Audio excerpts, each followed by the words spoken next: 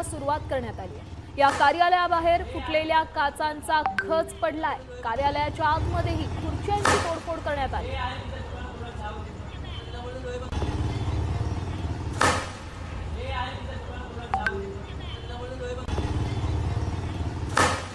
या संदर्भात अधिकची माहिती देत आहेत आपल्या प्रतिनिधी साक्षी यादव।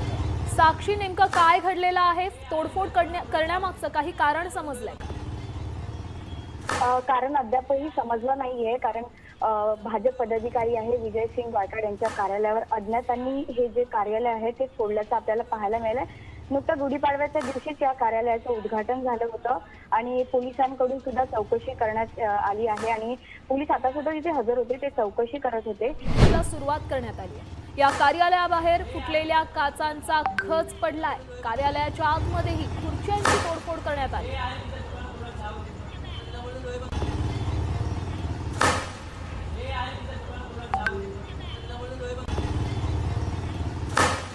या संदर्भात अधिकची माहिती देत आहेत आपल्या प्रतिनिधी साक्षी यादव।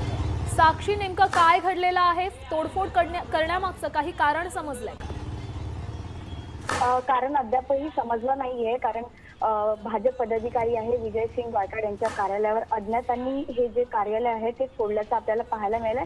नुकतं गुढीपाडव्याच्या दिवशीच या कार्यालयाचं उद्घाटन झालं होतं आणि पोलिसांकडून सुद्धा चौकशी करण्यात आली आहे आणि पोलीस आता सुद्धा तिथे हजर होते, ते चौकशी करत होते।